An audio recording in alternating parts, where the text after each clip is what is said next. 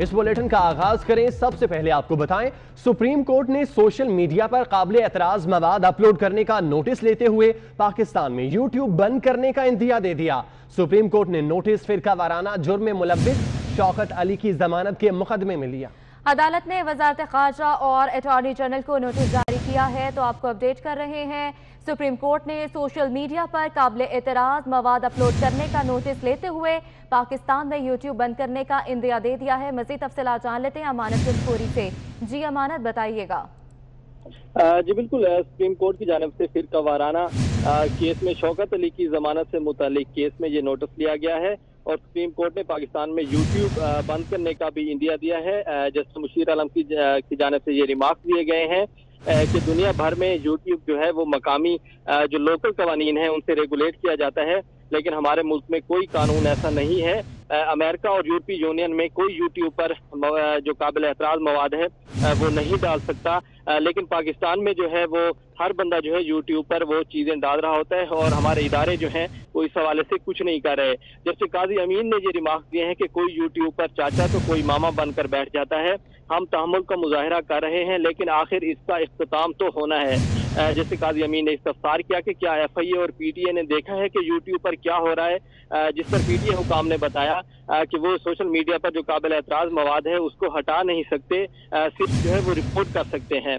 जिस पर जस्टिस काजी अमीन की जानिब से रिमार्क्स दिए गए कि हमें आज़ादी इज़हार राय से कोई मसला नहीं है, आवाम के पैसे से ही तनख्वाह लेते हैं, हमारी कारकर्दगी और फैसलों पर आवाम को बात करने का हक है, मगर हमारी जो निजी जिंदगी है उसका भी हमें आइन हक देता है। यूट्यूब और सोशल मीडिया पर हमारे खानदानों को भी बख्शा नहीं जाता। जैसे काजी अमीन का मजीद कहना था कि जजेस को शर्मिंदा किया जाता है। गुज़िश्ता रोज हमने फैसला दिया और वो यूट्यूब पर शुरू हो गया। हम तहम्मुल का मुजाहरा कर रहे हैं, आखिर इसका इख्तिताम तो होना है। जिसके बाद PTA हुकाम ने अदालत को ये बताया है कि उनके पास ये कवानीन मौजूद नहीं है कि वो सोशल मीडिया से मवाद हटा सकें, जिस पर अदालत ने सेक्रेटरी खारजा और दाखिला और अटॉर्नी जनरल को वजारत खारजा सेक्रेटरी के वजारत खारजा के जो हुकाम है और अटॉर्नी जनरल को नोटिस जारी किया है और केस की समाअत जो है वो गैर मुअय्यना मुद्दत के लिए मुलतवी कर दी गई है। गैर मुअय्यना मुद्दत के लिए केस की समाअत मुलतवी की गई है। इमानत, बहुत शुक्रिया। विफाकी वजीर science and technology Fawad Chaudhry ने ट्वीट किया कि अदालतों और PTA को अखलाकी पुलिसिंग और पाबंदी के नुक्ता नज़र से दूर रहना चाहिए। इंटरनेट पर मबनी ऐप्स पर इसी तरह से पाबंदी पाकिस्तान की टेक्नोलॉजी इंडस्ट्री को तबाह कर देगी और टेक्नोलॉजी की तरक्की मुस्तकिल तौर पर रुक जाएगी। इस हवाले से उन्होंने ट्वीट किया है। विफाकी वजीर science and technology Fawad Chaudhry ने ट्वीट किया कि अदालतों और PTA को अखलाकी पुलिसिंग और पाबंदी के नुक्ता नज़र से दूर रहना चाहिए। इंटरनेट पर मबनी ऐप्स पर इस तरह की पाबंदी से पाकिस्तान की टेक्नोलॉजी इंडस्ट्री तबाह हो जाएगी।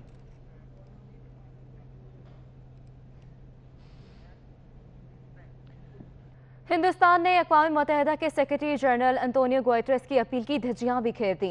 अक़वाम मुत्तहिदा सेक्रेटरी जनरल ने कोरोना वबा के पेश नज़र आलमी सतह पर जंगबंदी की अपील के बरक्स भारतीय फोर्सेज शहरी आबादी पर इश्तियाल अंगेजियां जारी रखे हुए हैं। भारत की जानिब से गैर मुल्की मीडिया को लाइन ऑफ कंट्रोल के उस पार जाने की इजाज़त नहीं, पाकिस्तान ने मुकम्मल रसाई दी। अक़वाम मुत्तहिदा फौजी मुबस्सिर मिशन LOC के पार काम नहीं कर सकता। पाकिस्तान ने मिशन को आज़ादाना माहौल दिया। गैर मुल्की मीडिया का वफ्द ऑन लाइन ऑफ कंट्रोल के दौरे के लिए आज भी इस्लामाबाद से रवाना हुआ।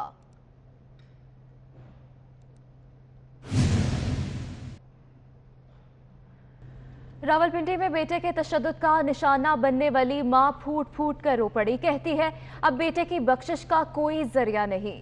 उन्होंने मजीद कहा कि बेटे और बहू को गिरफ्तार करके कड़ी सजा दी जाए ताकि आइंदा कोई माँ बेटे के हाथों जलील ना हो और कोई बेटा अपनी माँ पर हाथ ना उठा सके। बदकिस्मत बेटे की माँ ने उससे छीनी गई रकम और जेवर की वसूली का मुतालबा किया। खातून का कहना है कि वो नहीं चाहती कि आइंदा बेटे के हाथों किसी माँ के लिए मसाइल पैदा हों। क्या पेश आया आपकी, क्या बेटे के साथ मामला थे? कुछ भी नहीं, घरेलू मामला थे, बड़ा अच्छा सिलसिला चलता रहा। बस बहू है, वो मेरे ख्याल में यही चाहती थी कि ये लड़का यहाँ ना रहे। अभी मैं 5-6 महीने हुए अपने बेटे को रेंट से घर लाई थी। बस वो लड़की जो है ना वही आउट ऑफ कंट्रोल है। पुलिस कुछ भी नहीं कर रही है, FIR कटवा दी है। आगे जो मामला होंगे देखूंगी। हाँ जी। बेटे के साथ मामलात क्या थे? क्या कोई जायदाद का मामला था या कुछ और मामला थे? नहीं नहीं, कोई जायदाद वगैरह का कुछ भी नहीं है। जैसे वहाँ पे उठ के हमें बीवी की वजह से हाथापाई करनी, सब कुछ। अभी वो सलामत है, जिनका घर है, सिर्फ इनके वालिद साहब का घर है। इनके वालिद भाई फौत हो गए हैं, और वो जो हिस्सा था ना, एक हिस्सा इनके भाई का, वो मैंने अपने बेटे के नाम करवाया था कि चलो जी तेरा भाई बाहर है जिसने पैसे लगाए हैं। तो वो कहता है माँ जी अपने घर नाम लगाओ। मैंने कहा नहीं, मैं तो बीमार रहती हूँ। तो भाई के वाले घर, तो फिर तुम आओगे तो अपना क्लियर कर लेना। इसी बात पे लड़की उछल रही है। 4 सवाल हुए हैं, भाग के आई हुई है, भाग के आई। उसका बैकग्राउंड ही गलत है। उसकी दूसरी बहन भी भाग गई थी गाड़ियों में। बस बात खत्म है। एक्शन वाले लोग होते हैं। मैं उसी ने, बहू ने सब कुछ किया है बेटे के। कोई नहीं, पहले बेटा इधर ही था ना, उसने पहले क्यों नहीं कुछ किया? अब 32 साल की उम्र में माँ को मारेगा। अब इसके साथ मिल के ये यूनिवर्सिटी में पढ़ दिया, ड्रग्स इस्तेमाल कर दिया। उस ड्रग्स की वजह से इसने मेरे बेटे को भी लपेटा हुआ है साथ। आपका जो बेटा है उसने आप पे तशद्दुद किया, बहुत अफसोसनाक चीज़ है।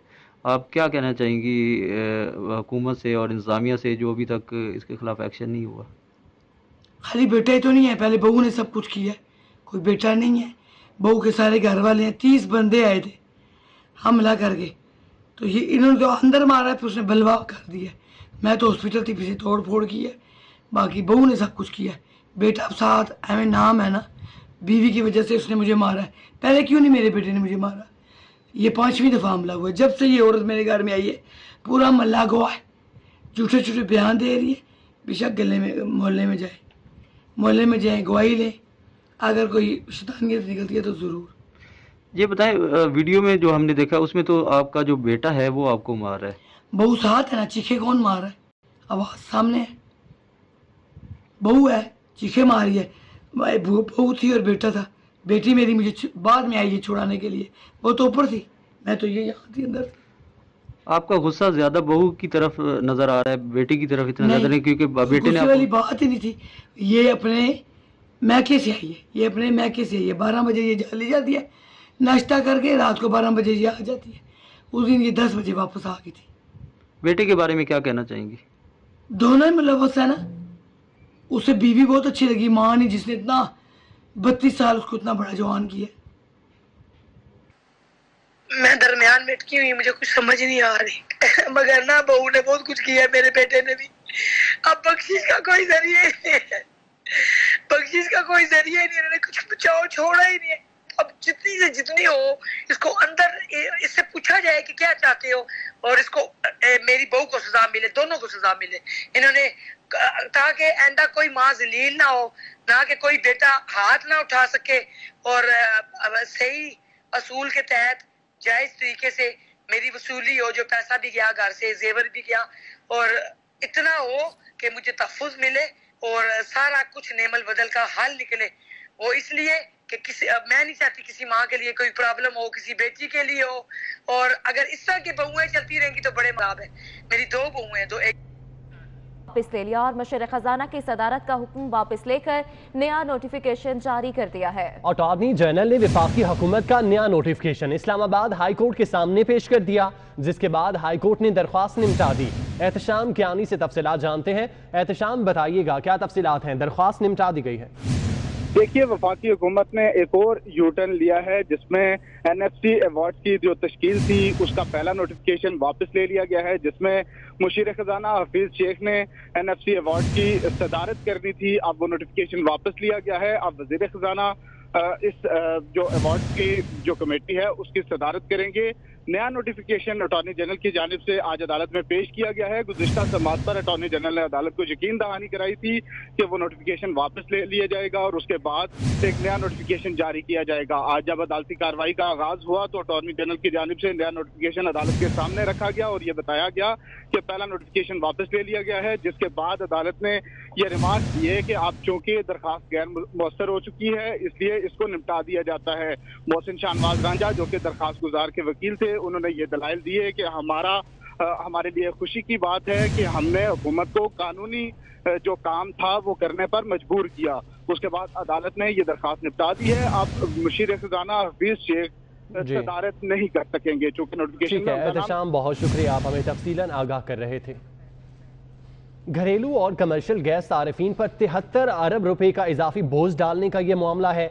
गैस सारिफीन पर इजाफी बोझ डालने के मामले पर वजीर आजम ने अहम इजलास तलब कर लिया। मजीद तफसीलात जान लेते हैं अवैस कयानी से। जी अवैस, अपडेट कीजिएगा। इस हवाले से वज़ीर आज़म इमरान खान ने जो है आज एक अहम इजलास तलब किया है और इसमें याद रहे कि काबीना इजलास में जब आया था तो उसमें अरकान ने इजाफी बोझ डालने की मुखालफत की थी और इसके बाद अरकान की मुखालफत के बाद वज़ीर आज़म ने मामले पर खुसूसी इजलास बुलाने का फैसला किया था और आज जो है इजलास होगा जिसमें वज़ीर आज़म को इस बात ब्रीफ किया जाएगा और इस पर फैसला किया जाएगा। वज़ारत तवानाई ने सर्दियों में गुजरती गैस की जगह कमर्शियल सारिफीन को फराहम की थी और इसके महंगी होने के बायस इजाफी वसूलियों की तजवीज़ की थी, जिस पर फैसला जो है वो आज रहे हैं पीएम के इजलास में। जी अवैस, बहुत शुक्रिया अपडेट करने के लिए। इस्लामाबाद में वफाकी सेक्रेटेरिएट के हज़ारों मुलाजमीन वफाक के दीगर इदारों के मसावी तनख्वाहें और अलाउंसेस के हवाले से हुकूमती रवैये से मायूस होकर आज से बाजुओं पर बतौर एहतजाज स्याह पट्टियां बांधकर सरकारी अमूर सर अंजाम दे रहे हैं। मजीद तफसीलात जान लेते हैं शहजाद तुर्क से। जी शहजाद, अपडेट कीजिएगा। सेक्रेटेरिएट की तमाम वजारतों, महकमों और डिवीज़न्स के जो मुलाजमीन हैं, 13,000 से ज़ायद मुलाजमीन वो हुकूमत की जानिब से तनख्वाहों में इजाफे के लिए की जाने वाली तमाम तर यकीन दहानियों से मायूसी का शिकार होकर आज से दोबारा स्याह पट्टियाँ बांध कर जो सरकारी अमूर हैं वो सर अंजाम देना शुरू हो गए हैं। सुबह 10 बजे से तमाम मुलाजमीन जो हैं वो स्याह पट्टियाँ बांध कर सरकारी दफातर में काम कर रहे हैं। बजट से पहले 32 रोज़ का धरना दिया था वजारत ख़जाना के सामने। वफाकी सेक्रेटेरिएट के 13,000 से ज़ायद मुलाजमीन ने यकीन दहानियाँ करवाई गई थी, लेकिन बजट में इनकी तनख्वाह नहीं बढ़ाई गई है और अब दोबारा से स्याह पट्टियाँ बांध कर ये शरीक हो रहे हैं आज से तमाम सरकारी दफातर में, सरकारी अमूर में। अब इसके बाद जो अगला मरहला होगा, आज जो वफाकी सेक्रेटेरिएट एम्प्लॉइज़ कोर कमेटी है उसके सरबराह रहमान अली बाजवा के मुताबिक उसमें आज जो कलम छोड़ हड़ताल है वो की जाएगी और उसके बाद उससे अगले मरहले में एक दफ़ा फिर वजारत ख़जाना के सामने धरना दिया जाएगा पहले की तरह, और वो लामुतना ही धरना होगा जब तक कि मसावियाना हकूक़ वफाकी सेक्रेटेरिएट मुलाजमीन को नहीं मिल जाते, तनख्वाहों में इजाफा नहीं कर दिया जाता। जी बाबर शहजाद, बहुत शुक्रिया अपडेट करने के लिए। बुलेटिन आपने मुलाहिजा किया। न्यूज़ स्टूडियो से फिल वक्त इतना ही। मजीद बाखबर रहने के लिए आप देखते रहिए 24 न्यूज़ HD।